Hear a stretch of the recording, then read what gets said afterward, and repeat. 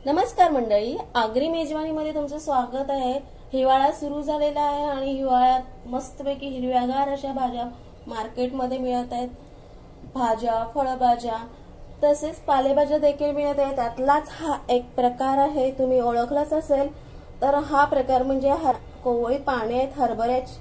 हिवाळ्यामध्ये मार्केटमध्ये भरपूर साऱ्या हिरव्यागार कोवळ्या लुसलुशीत अशा भाज्या मिळतात। भरपूर साऱ्या पालेभाज्या, फळभाज्या मिळतात। तर त्यातलीच ही एक पालेभाजी आहे, तर तुम्ही ओळखली असेलच। तर ही आहेत हरभऱ्याची कोवळी लुसलुशीत पानं। तर ह्या पानांची आज आपण भाजी करणार आहोत। तर ही पानं मी साफ करून घेतलेली आहेत। त्याच्यातली कोवळी कोवळी घ्यायची आहेत। पूर्ण देठ कोवळा आहे म्हणून मी ही पूर्ण देठांसहित कापणार आहे। तुम्हाला जर कुठे जास्त तयार झालेलं देठ असेल तर ते घेऊ नका, म्हणजे जून देठ असेल तर ते घ्यायचं नाहीये। कोवळी कोवळी देठ घ्यायची आहेत। तर ही भाजी, ह्या भाजीवर काही पाखरं आहेत का बघायची आहेत। कुठे आळी वगैरे असेल तर ती चेक करायची आहे। झटकून घ्यायचे, म्हणजे आळी असेल तर पडून जाईल, पाखरं असतील तर सुद्धा पडून जातील। आणि भाजी व्यवस्थित निवडून घ्यायची आहे। तर मी भाजी निवडून घेतलेली आहे। ही भाजी तुम्ही न कापता केली तरी सुद्धा चालेल। मी थोडीशी जाडी भरडी त्यांना कापून घेणार आहे। तर मी भाजी पहिल्यांदा कापून घेते।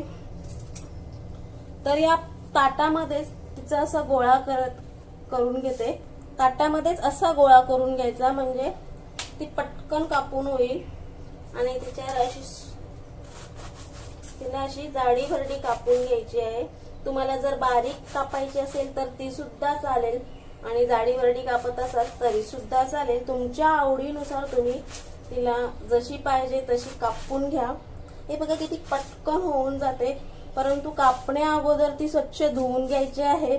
मी तिला स्वच्छ धुवून घेतलेली आहे आणि चांगली सुकवलेली होती, म्हणून मी डायरेक्ट कापून घेतलेली आहे।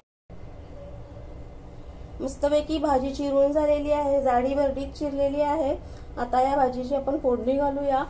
मैत्रिणींनो, ही पानं मी धुवून घेतली होती। मिठाच्या पाण्यामध्ये स्वच्छ धुवून घ्यायची आहे। कुठलीही पालेभाजी ही करण्यापूर्वी अगोदर स्वच्छ धुवून घ्यायची। जर तुम्ही कापल्यानंतर ती धुतली तर त्याच्यातली जीवनसत्व कमी होतात। तर आता वळूया आपल्या पुढच्या रेसिपीकडे। गॅसवर कढई ठेवलेली आहे आणि कढईमध्ये तेल घालून घेऊया। एक मोठा चमचा होईल इतकं तेल घातलेलं आहे। तेल चांगलं तापवून द्यायचं आहे। तेल चांगलं तापलेलं आहे। एक चमचा होईल इतकं जिरं घालत आहे। जिरं चांगलं फुलून द्यायचं आहे। तुम्ही बघू शकता जिरं मस्तपैकी फुललेलं आहे। आता त्यामध्ये 4 ते 5 मिरच्या घालायच्या आहेत। जिरं करपून द्यायचं नाहीये, लगेचच त्यामध्ये मिरची घालायची आहे। मिरची घातल्यानंतर यामध्ये आपण 10-12 पाकळ्या लसूण ठेचून घालायचा आहे।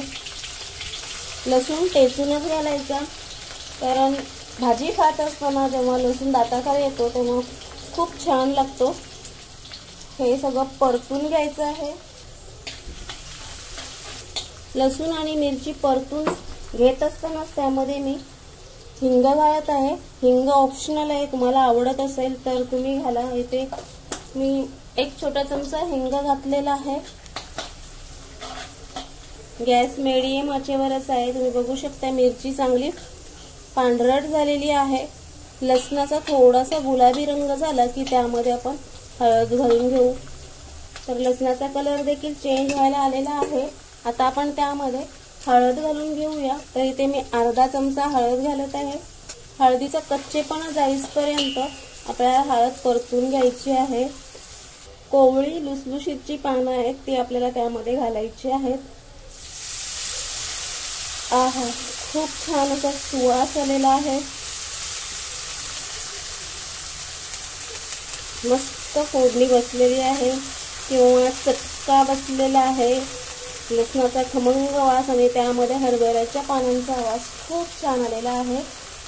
आता ही पानं त्यामध्ये व्यवस्थित परतून घ्यायची आहे। गॅस मी मीडियम आचेवर करत आहे। 2 मिनिटात तुम्ही बघू शकता पानं व्यवस्थित परतून झालेली आहेत आणि भाजी किती कमी झाली ती कुठलीही भाजी जास्त वेळ शिजवली की त्यामधले जीवनसत्व कमी होतात। तर तुम्ही बघू शकता पालेभाजी चांगली 1-2 मिनिटातच शिजलेली आहे। वाफेवर अजिबात ठेवायची नाही, जर वाफेवर ठेवली तर पालेभाजीचा कलर बदलून जातो, तो कालपटपणाकडे जातो आणि भाजी ही काळसर दिसते। जर तुम्हाला हिरवीगार हवी असेल तर कधीही पालेभाजीवर झाकण द्यायचं नाही। काही जण कुठल्याही भाज्या हिरव्यागार दिसाव्यात शिजल्यानंतर त्यासाठी त्यामध्ये थोडीशी साखर घालतात किंवा खायचा सोडा घालतात, त्याच्याने हिरवा कलर हा मेंटेन राहतो। पण इथे जर तुम्ही झाकण दिलत नाही तर मात्र पालेभाजी चांगली हिरवीगारच राहते। तर आता तुम्ही इथे बघू शकताय पालेभाजी चांगली शिजलेली आहे आणि जास्त वेळ शिजवायची नाहीये। गरम मसाला घालणार आहे कारण मला गरम मसाल्याची चव आवडते म्हणून। बघा तुम्ही अर्धा चमच्यापेक्षा कमी आहे, कारण भाजीचा जो ओरिजिनल जी भाजीची चव आहे ती सुद्धा आपल्याला समजली पाहिजे म्हणून मी फक्त किंचितचा गरम मसाला घातलेला आहे। आणि आता गॅस बंद करून घेते। तर तुम्ही बघू शकता अशा प्रकारे आपली हरभऱ्याच्या कोवळ्या लुसलुशीत पानांची भाजी तयार झालेली आहे।